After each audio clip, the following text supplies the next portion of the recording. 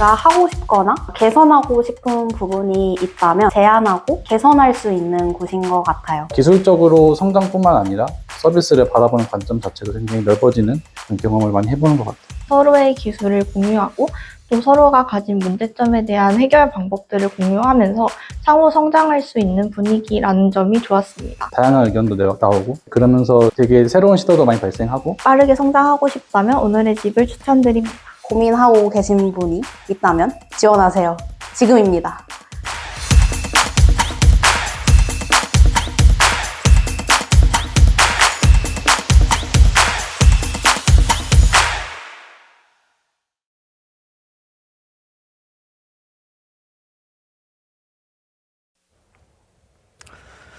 네, 안녕하세요. 문대현입니다. 네, 오늘 발표에선 리액트 네이티브로 초당 60프레임의 부드러운 앱을 만드는 데 필요한 인사이트를 공유드리고자 합니다. 먼저 발표에 앞서 제 소개를 드리면 저는 AI 스타트업 나비에서 모바일 앱 개발 리드를 맡고 있고요. 보고 계신 켈리 앱은 AI와 게이미피케이션을 결합한 헬스케어 앱으로 리액트 네이티브로 만든 다양한 비주얼 인터랙션이 특징인 앱입니다. 그럼 제 소개는 여기까지 하고 발표 목차로 넘어가 보겠습니다. 첫 번째 성능 최적화 섹션에선 성능 이슈 측정 방법과 성능에 미치는 요소, 최적화 인사이트를 리액트 네이티브의 스레딩 모델과 함께 살펴볼 거예요. 이 섹션이 끝나면 성능 저하가 발생했을 때 어떤 코드를 어떻게 최적해야 하는지 감을 잡으실 수 있을 겁니다. 그 다음 섹션에선 공유드린 인사이트를 바탕으로 실제 프로젝트의 성능을 최적화한 사례를 소개시켜 드릴 거예요. 끝으로 리액트 네이티브에서 멋진 인터랙션을 만들 때 사용하는 대표적인 기술을 소개해 드리면서 발표를 마치려고 합니다. 이 성능 최적화에 대해 먼저 이야기하기 전에 제 옛날 이야기를 조금 해볼게요. 제가 처음 개발을 시작했을 때 목표는 하이 퀄리티 제품을 만드는 메이커가 되는 거였는데요. 개발 외에도 디자인, 사용자 경험 등 제품 퀄리티를 높여줄 수 있는 다양한 주제에 관심이 많았던 것 같아요. 당시 공부한 내용을 바탕으로 이것저것 만들어서 주변 지인들한테 공유를 드리곤 했는데 이런 제 관심사를 눈여겨보던 지인의 소개로 다양한 인터랙션 개발을 해볼 수 있는 팀에 합류하게 됐습니다. 이 합류한 회사에서 업무는 리액트 네이티브로 게임 만들기였어요. 모바일 게임을 만든다고 하면 보통 유니티나 고도 엔진 같은 게임 엔진을 떠올릴 수 있는데 2022년 당시엔 리액트 네이티브와 게임 엔진의 조합은 별로 안정적이지 않아서 이 엔진을 사용하지 않고 직접 게임을 만들어야 했습니다. 제가 처음 만든 게임은 제한 시간 내에 화면 중앙에 위치한 화살표 방향대로 이 화면을 빠르게 스와이프하는 게임이었어요. 이 게임을 만들기 위해 먼저 우측에 프로토타입을 만들었습니다. 초기 프로토타입에선 한 가지 문제가 있었는데 바로 만든 모션이 iOS 기기에서는 잘 작동했는데 안드로이드 기기에서는 최대 20프레임 정도 떨어졌습니다. 아마 여기 계신 그 리액트 네이티브 실무자분들은 이렇게 플랫폼별로 성능이 조금씩 다르게 나타나는 이런 경험을 해보신 적이 있으실 거예요. 이 문제를 해결하기 위해 먼저 성능 최적화를 일으키는 정확한 원인을 파악하고자 리액트 네이티브의 내장 디버깅 툴인 퍼포먼스 모니터를 켰습니다. 이 퍼포먼스 모니터는 앱 상단에 활성화되고요. 다양한 정보가 많은데 하나씩 살펴보겠습니다. 램은 현재 앱이 사용하고 있는 메모리 사용량이에요. 고용량의 에셋이나 데이터가 메모리에 로드되거나 이벤트 리스너 해제가 누락될 때 이 값이 많이 커질 수 있는데 모바일 기기에선 메모리 사용량이 너무 커지면 이 앱을 강제 종료시킬 수 있기 때문에 이 값은 가능한 한 낮게 유지하는 게 좋습니다. 다음 JSC는 자바스크립트 코어 엔진이 점유 중인 메모리 사용량을 보여주는 지표로 이 지표는 더 이상 사용되지 않아서 레거시 지표로만 가볍게 봐주시면 될 것 같습니다. 다음 뷰스 지표는 이 화면에 보여지는 뷰의 개수와 메모리에 로드된 뷰의 개수를 보여주는 지표인데요.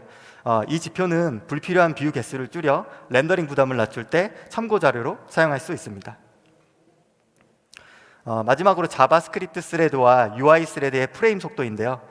위에 적힌 숫자는 각 스레드의 FPS를 의미합니다. 이 UI 스레드에서 처리하는 주요 작업 중 하나가 렌더링이기 때문에 UI 스레드의 FPS가 떨어지면 화면 갱신이 늦어지거나 애니메이션이 버벅이게 돼요. 이 오른쪽 자바스크립트 스레드에선 자바스크립트 코드 실행을 담당하고요. 마찬가지로 이 스레드의 FPS가 떨어지면 앱 내부에서 처리 속도가 느려집니다. 결론적으로 두 스레드의 FPS가 60에 가까울수록 화면 전환은 부드럽고 앱 반응성도 빨라집니다. 참고로 FPS에 대해 잘 모르시는 분들을 위해 이 개념에 대해 조금 설명드리면, FPS는 초당 표시되는 이미지 프레임 수를 뜻합니다. 보고 계신 농구공 예시처럼 초당 60장의 이미지를 재생할 때 부드러운 움직임을 볼 수 있고요. 그보다 적은 초당 24프레임으로 그리면 움직임이 끊기듯이 보입니다. 결론적으로 1프레임을 16ms 안에 그려야 초당 60프레임을 유지할 수 있어요. 제가 만든 초기 프로토타입은 안드로이드 기기에서 평균 50프레임을 유지했습니다. 10프레임 정도 떨어진 거면 뭐 괜찮지 않나 라고 생각하실 수도 있지만, 실제 게임에선 이 모션과 함께 점수 계산이나 사운드 재생 같은 다른 로직들도 함께 처리해야 되니까 이 로직을 추가할수록 실제로는 50프레임보다 낮아져서 원활한 플레이가 어려울 거예요. 이 프레임 드랍 이슈 해결을 위해 떠올린 아이디어는 간단했는데요. 이 60프레임을 유지한다는 것은 초당 16ms 안에 렌더링을 완료한다는 거니까, 그럼 렌더링에 소요되는 모든 작업을 파악해서 각각의 작업을 최적화해 16ms 안에 모든 작업을 끝내면 되지 않을까라고 생각했어요. 그래서 먼저 최적화할 작업들을 파악하기 위해 리액트 네이티브의 스레딩 모델을 살펴봤습니다. 이 스레딩 모델은 리액트 네이티브에서 렌더링이 어떤 순서로 이루어지는지 스레드 단위로 설명한 모델입니다. 자바스크립트 스레드, 백그라운드 스레드, UI 스레드, 총 3개의 스레드가 있는데요. 원활한 이해를 위해 렌더링 작업 순서대로 설명드리겠습니다. 먼저 자바스크립트 스레드입니다. 렌더링 첫 단계에서는 우리가 아는 리액트의 렌더링 로직이 이때 실행돼요. 리액트 렌더러가 이 컴포넌트를 읽어서 리액트 엘리멘트 트리를 만듭니다. 그 후에 리액트 네이티브의 렌더러인 패브릭 렌더러가 리액트 엘리멘트 트리에서 실제 화면에 그려질 컴포넌트 정보와 스타일, 레이아웃을 골라내서 이 리액트 섀도우 트리를 만듭니다. 이 섀도우 트리는 섀도우 노드로 이루어진 트리로 레이아웃 계산에 필요한 정보와 텍스트, 이미지, 뷰 등의 컴포넌트 정보를 담고 있어요. 그 백그라운드 스레드에선 이 크로스 플랫폼 레이아웃 엔진인 요가 엔진이 전달받은 섀도우 트리를 바탕으로 각 UI의 요소의 위치와 크기를 계산한 후에 계산 결과를 섀도우 노드에 저장합니다. 이 과정을 거치면 레이아웃 정보가 담긴 섀도우 트리가 완성이 돼요. 그 후 렌더러는 이 트리를 다음 프레임에 렌더링할 트리 후보로 승격시킨 다음에 UI 스레드로 넘어갑니다. UI 스레드에선 완성된 섀도우 트리를 바탕으로 실제로 화면에 그려질 호스트 뷰 트리를 만들어요.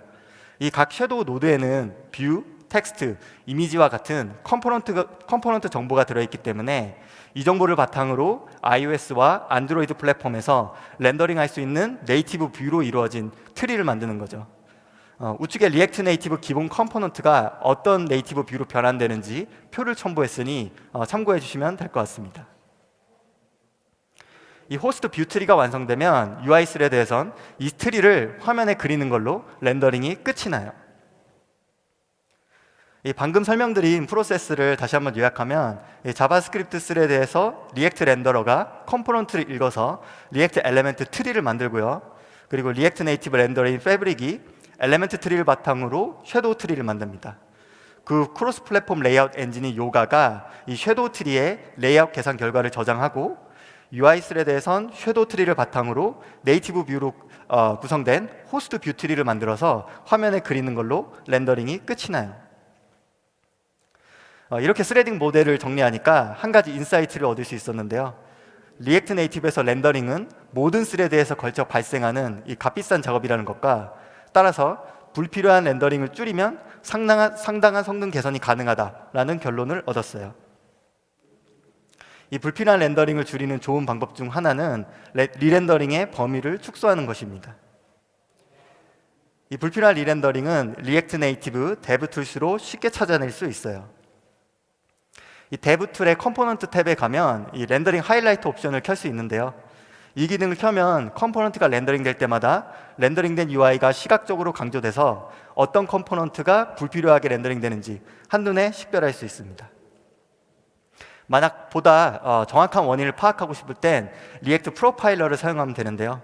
마찬가지로 설정에 프로파일러 탭에서 렌더링 원인 기록하기 옵션을 켜고 프로파일러로 녹화를 하면 컴포넌트별 렌더링 소요 시간과 원인까지 상세히 알 수 있습니다. 또한 중앙에 랭크드 버튼을 누르면 이 컴포넌트 그래프가 렌더링 소요 시간이 큰 순으로 정렬돼서 상대적으로 무겁고 자주 렌더링되는 컴포넌트를 빠르게 식별할 수 있어요. 이 과정을 통해 최적화 대상 컴포넌트를 쉽게 찾아낼 수 있습니다. 리액트에서 렌더링을 최적화하는 방법은 되게 다양한데 일반적으로 많이 알려진 메모이제이션과 동시성 렌더링은 시간 관계상 설명을 생략하고 원자 단위 상태 관리를 통한 리렌더링 범위 축소 방법부터 설명드리겠습니다. 다음과 같은 코드가 있다고 해보죠. 이 조상 컴포넌트에서 모든 상태를 정의하고 부모와 자식 컴포넌트에서는 이 해당 상태를 프롭스로 받아와서 사용하고 있어요. 리액트 애플리케이션에서 흔히 볼 수 있는 그런 구조죠. 하지만 이 코드에는 몇 가지 문제가 있습니다. 첫 번째는 이 상태를 프롭스로 하위 컴포넌트로 전파하고 있어서 컴포넌트 계층 구조가 깊어질수록 이 프롭스 드릴링이 발생해 유지 보수에 좋지 않아요. 그리고 또 다른 문제는 이 페어런트 컴포넌트가 카운트라는 상태를 사용하지 않음에도 불구하고 이 차일드 컴포넌트로 카운트를 전달하는 길목 역할이라 이 카운트 값이 변하면 함께 리렌더링 된다는 거예요. 이런 게 바로 불필요한 렌더링 발생 케이스인데 보통 이 문제는 전역 상태 관리 라이브러리를 사용해서 해결할 수 있습니다. 시중에 다양한 전역 상태 관리 라이브러리가 있지만 저는 그 중에 조타이를 추천드려요. 이 조타이의 상태 관리 방식은 상태를 가장 작은 단위인 아톰으로 쪼개고 컴포넌트가 구독한 아톰이 변할 때만 해당 컴포넌트를 렌더링 시킨다입니다. 이 조타이를 사용해서 앞에 예시 코드를 다시 만들어 봤는데요. 먼저 상태를 아톰 단위로 쪼개고 이제 이 상태를 프롭스로 전달하는 게 아니라 컴포넌트에서 필요한 상태를 직접 구독하도록 만들었습니다. 이제 페어런트 컴포넌트에서는 구독 중인 상태가 없고 리액트 메모로 감쌌으니 외부 상태가 변해도 더 이상 리렌더링 되지 않아요. 프롭스 드릴링 문제도 해결됐고요. 그리고 리액트 메모 같은 메모이제이션도 이런 페어런트 컴포넌트와 같이 꼭 필요한 곳에만 사용하니까 그만큼의 리소스도 절약됩니다. 이렇게 조타이를 사용한 상태 관리를 하면 이 상태 변화의 전파 범위를 상태를 구독 중인 컴포넌트로 한정해서 리렌더링의 전파 범위를 최소화시킬 수 있어요. 결과적으로 불필요한 렌더링이 줄여 성능을 개선할 수 있습니다. 다음으로 소개시켜드릴 방법은 특수 컴포넌트 사용입니다. 이 특수 컴포넌트는 특정 기능에 최적화된 컴포넌트를 말하는데요. 예를 들어 투두 리스트와 같이 많은 양의 아이템을 렌더링해야 될 때 가상화 리스트 컴포넌트인 플랫 리스트를 사용하면 컴포넌트 재사용을 통해 리스트 성능을 최적화할 수 있어요. 하지만 오픈소스 라이브러리 중엔 이 플랫 리스트보다 더 나은 리스트가 많은데요. 추천드리는 라이브러리는 레전드 리스트입니다. 이 레전드 리스트는 리액트 네이티브 뉴 아키텍처에서 되게 좋은 성능을 보여주고 있고요. 그리고 해외 커뮤니티에서도 최근 많이 선호되고 있는 라이브러리예요. 이런 특수 컴포넌트를 적재적소에 잘 활용하면 렌더링 성능을 최적화할 수 있습니다. 다음은 워크렉 기반 UI 업데이트입니다. 다음과 같이 터치할 때마다 랜덤하게 색이 변하는 박스가 있다고 해보죠. 이 예제 코드는 사실 어떤 스타일 값을 업데이트할 때 흔히 볼 수 있는 그런 구조의 코드일 거예요. 하지만 이 코드엔 한 가지 문제점이 있습니다. 바로 색을 바꾸려면 리렌더링이 필요하다는 거예요. 앞서 스레딩 모델에서 살펴봤듯이 이 리렌더링은 모든 스레드에 걸쳐 발생하는 이 값비싼 작업이기 때문에 가능한 한 리렌더링 발생 범위와 횟수를 줄이는 게 성능에 유리합니다. 그럼 리렌더링을 거치지 않고 바로 박스에 색을 업데이트하는 방법은 없을까요? 감사하게도 리액트 네이티브 커뮤니티에선 이 방법을 찾아냈습니다. 바로 JSI를 사용하면 되는데요. JSI는 자바스크립트 쪽에서 네이티브 코드를 동기적으로 호출할 수 있도록 도와주는 C++ 기반 인터페이스입니다. 쉽게 말해서 우리가 웹 개발할 때 자바스크립트 쪽에서 브라우저 API인 도움 API를 사용할 수 있는 것처럼 리액트 네이티브에서 자바스크립트 쪽에서 네이티브 API로 호출할 수 있도록 JSI가 양쪽 스레드 사이에서 다리 역할이 돼주는 거예요. 다시 말해 이걸 UI 업데이트에 대입하면 리렌더링을 거치지 않고 JSI를 통해 UI 스레드한테 박스의 색을 업데이트하라고 직접 요청할 수 있는 거죠. 리액트 네이티브 리애니메이티라는 애니메이션 라이브러리에 use shared value라는 훅을 사용하면 자바스크립트 스레드와 UI 스레드 양쪽에서 접근 가능한 변수를 만들 수 있어요. 이 shared value란 이름은 이 JSI를 통해 양쪽 스레드에서 공유 가능한 변수라고 해서 붙은 이름입니다. 이 JSI로 변수를 만들 수 있다면 함수도 만들 수 있겠죠. 이번에 React Native Workret라는 라이브러리를 사용하면 이 자바스크립트 스레드와 UI 스레드 양쪽에서 사용 가능한 함수를 만들 수 있습니다.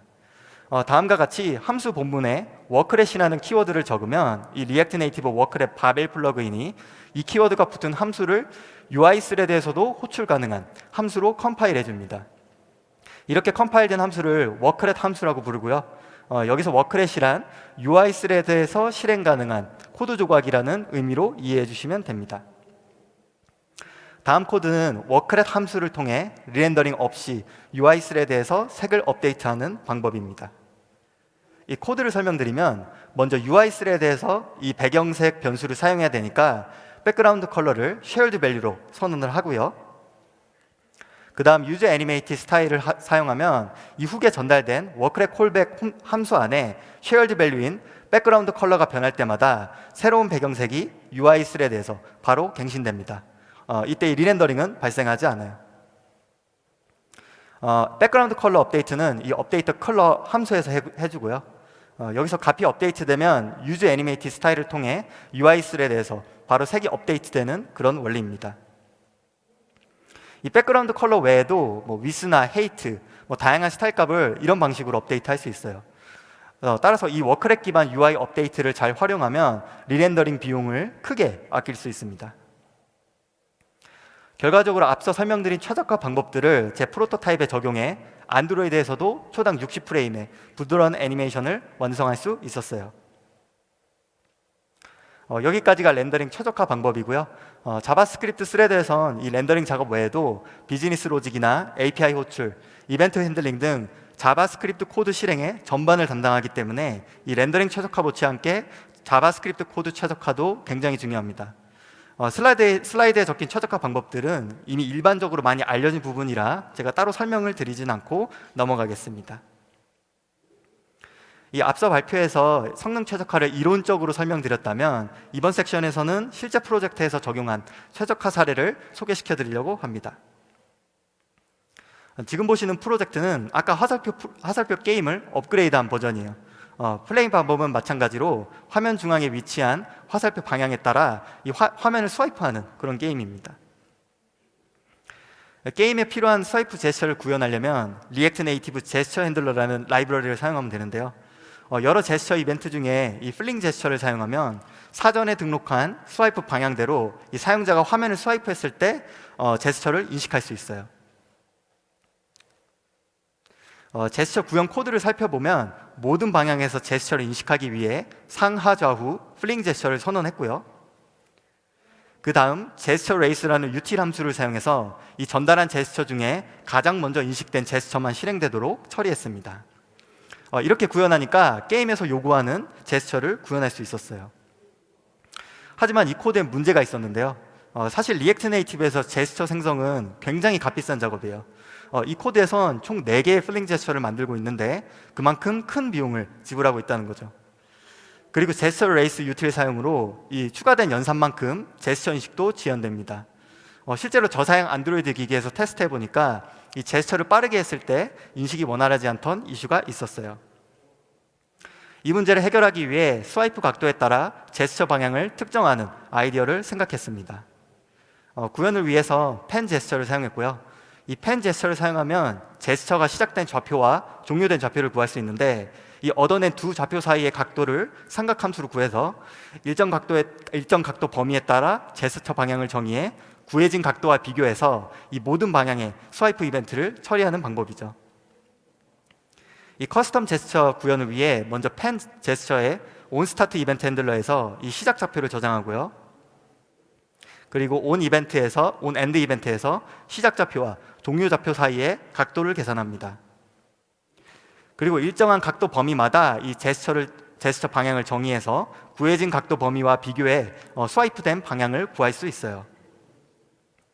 이렇게 코드를 개선하니까 4개의 플링 제스처와 제스처 레이스를 사용하는 대신 1개의 펜 제스처만 사용하면 되니까 리소스를 크게 절약할 수 있었고요.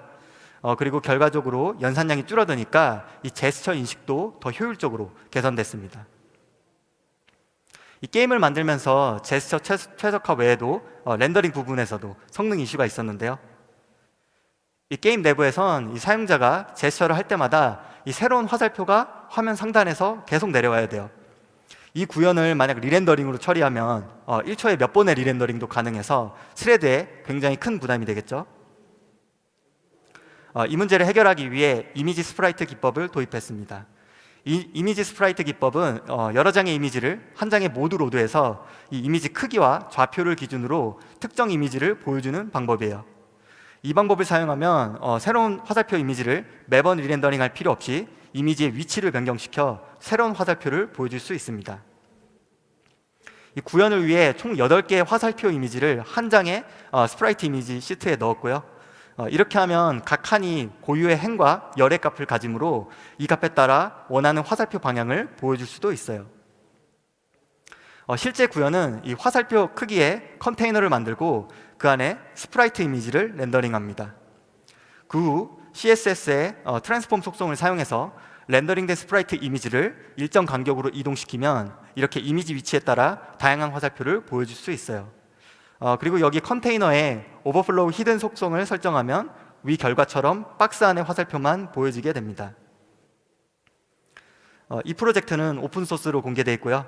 시간 관계상 상세 구현 코드는 제가 작성한 엑스포 블로그 포스팅과 GitHub 레포지토리를 참고해 주시면 감사하겠습니다. 지금까지 성능 최적화를 통한 60프레임 앱 만들기에 관한 인사이트를 알아봤는데요. 이번 섹션에서는 하이 퀄리티 앱을 완성하는 데 필수적인 애니메이션 개발에 사용되는 주요 라이브러리를 소개시켜드리려고 합니다. 첫 번째 소개시켜드릴 라이브러리는 리액트 네이티브 리애니메이티입니다. 이 라이브러리는 앞서 설명드린 JSI와 워크렛을 사용해서 고성능 UI 애니메이션을 만들 때 사용합니다. 이 리애니메이티 공식 문서에 가면 이렇게 애니메이션을 미리 시뮬레이션 해볼 수 있는 툴들도 있는데 여기서 여러 가지 값들을 직접 조정해 결과를 눈으로 보면서 바로 코드에 적용할 수도 있습니다. 그리고 리애니메이티엔 이렇게 다양한 레이아웃 API가 있어서 이 코드 한두 줄면 이렇게 멋진 레이아웃 애니메이션도 쉽게 만들 수 있어요. 그리고 최근 리애니메이티 4 버전부터는 이 CSS의 트랜지션과 애니메이션 속성이 새로 추가돼서 이제 앱에서도 웹 애니메이션 코드를 그대로 대입해서 화려한 애니메이션도 쉽게 구현할 수 있게 됐습니다. 다음은 실무자분들이 궁금해하실 내용인데요. 바로 리액트 네이티브의 내장 애니메이티드 API와 리애니메이티드 둘 중에 어떤 걸 써야 되는지 이 성능 관점에서 얘기를 해볼게요. 결론적으로 말씀드리면 리애니메이티드 쓰시면 되고요.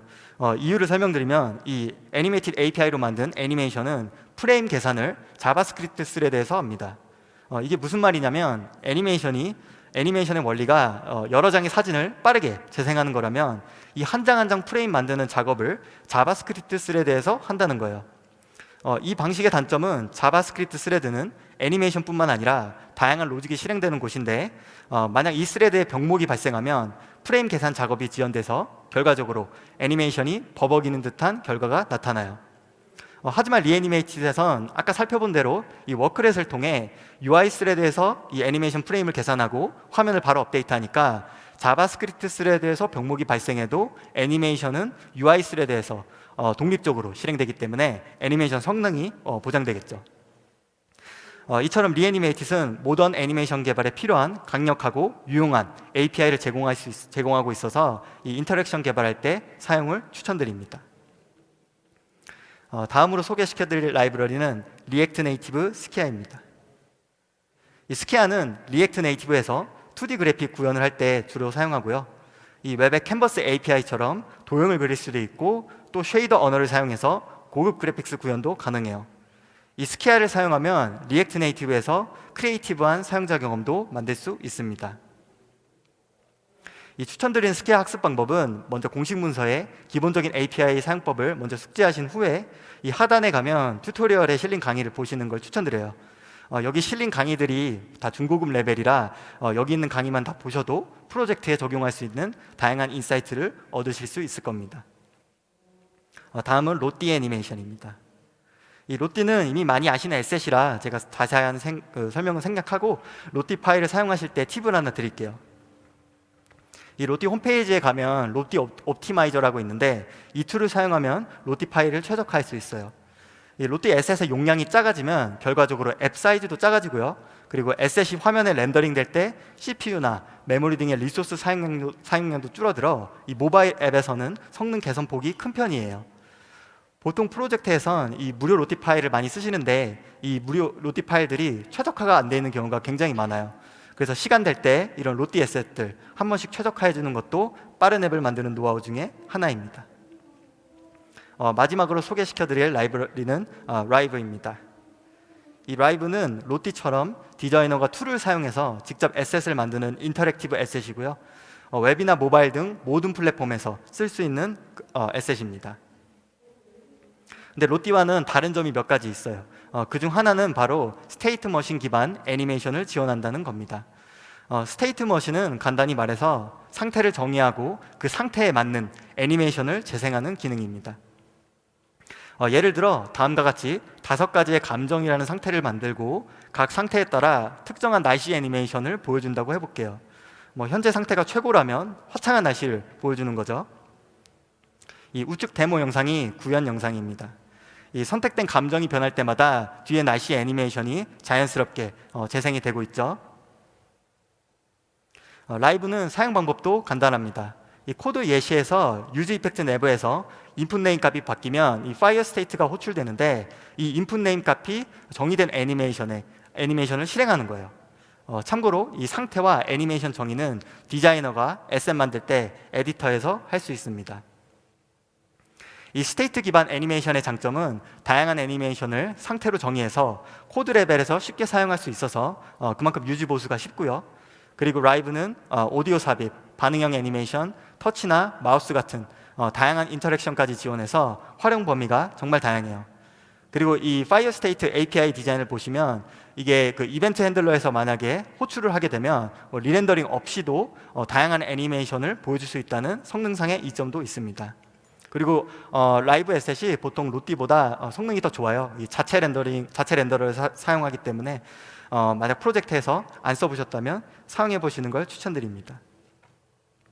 오늘 발표를 요약하면 이 리렌더링을 최소화해 불필요한 오버헤드를 줄이고 적절한 애니메이션을 사용해서 사용자 경험을 높이는 것이 이 리액트 네이티브로 60fps의 부드러운 앱을 만드는 것의 핵심이라고 볼 수 있어요. 제가 오늘 공유드린 인사이트가 만들고 계신 제품의 퀄리티를 높이는 데 도움이 되길 바라면서 이만 준비한 발표를 마치겠습니다. 네, 감사합니다.